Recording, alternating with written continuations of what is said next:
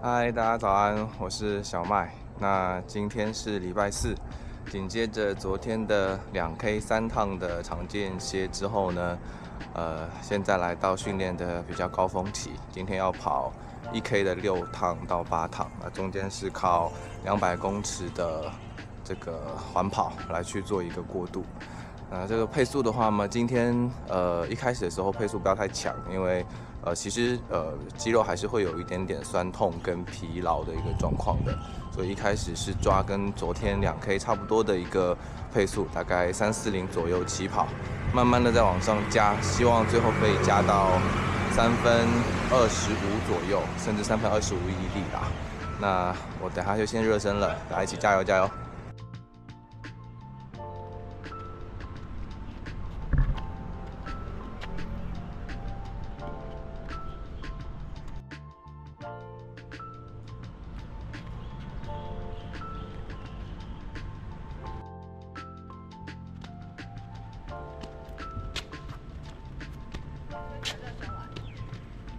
环跑完了，现在动态热身。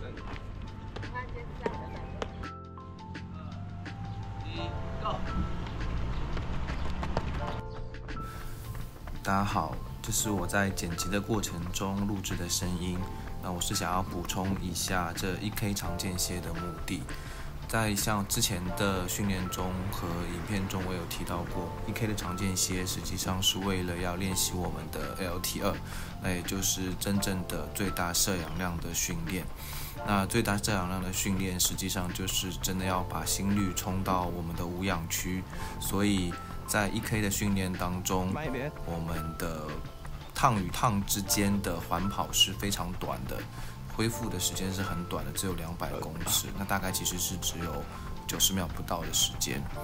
那目的其实就是为了要让最后的几趟是可以冲到无氧的区域。那像这一次的话，其实我犯了一个小小的错误，就是一开始的配速拉得太高，让能量过早的用掉。那心率是有顶起来啦，但是在最后的第4趟、第5趟的时候，因为能量用完了。我的心率其实没有达到我想要的无氧的这样的一个区间，所以也是这边可能跟大家稍微补充一下1K 训练的目的。我练的比较少1K 的训练，但是如果想要练1K 的话，它的目的就是要冲到无氧。加油！快到了！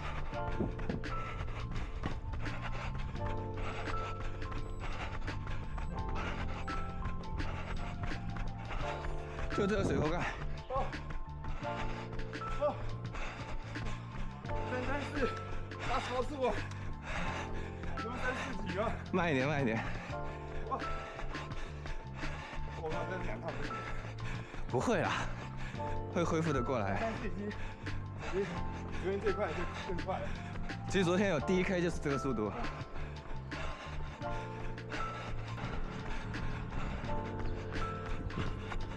还有60公尺哦，这最硬的其实是环跑，是吗？环跑很舒服的，不是因为马上就结束了。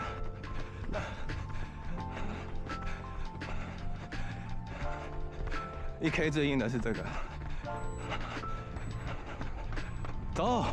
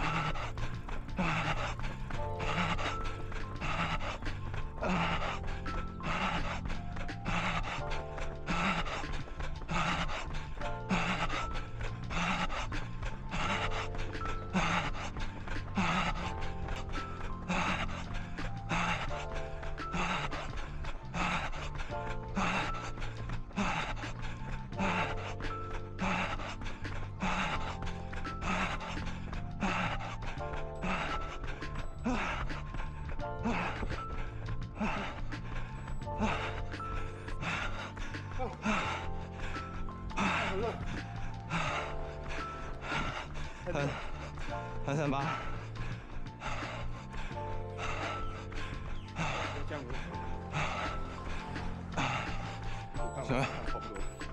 行，走。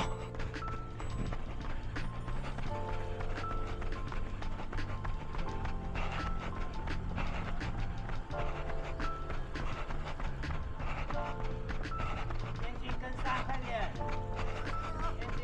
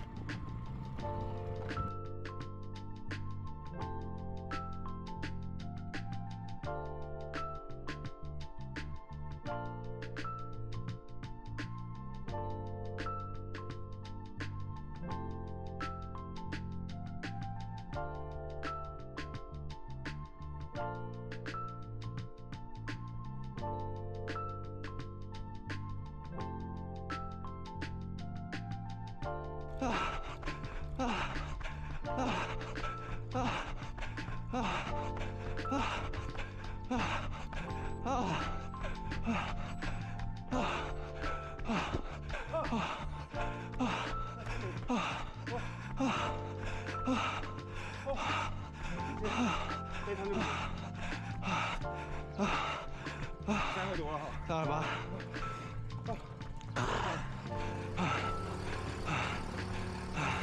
65趟结束了，331已经速度加不上去了，最后一趟，尽力而为吧。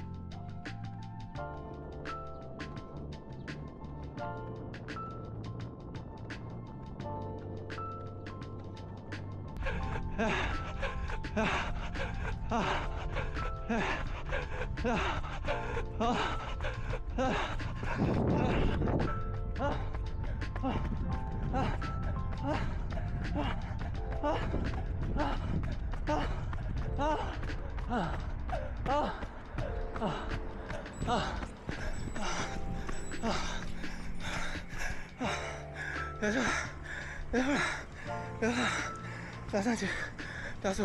今天最后还是跑了6趟，应该是昨天的疲劳还有冲碳的部分没有做到位，所以其实在第4趟开始就觉得很乏力了。那最后的成绩是第1 K 334，第2 K 339，然后328、334、331，最后就是第6 K 掉速了，又上坡，然后又是没力了337。所以像这种已经明显感到没力了，就不用再硬拼下一趟。今天训练基本上结束了。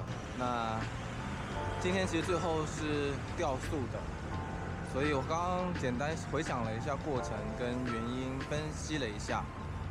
应该是我昨天没有注意碳水的补充，因为像这种基本上算是速度的训练的话，肌肉里面的糖原还是很重要的。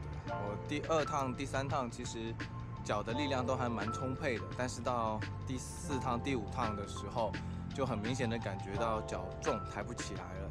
那这其实就是像是马拉松30K 以后的这个掉速的状况是一样的，其实就是能量供应不上。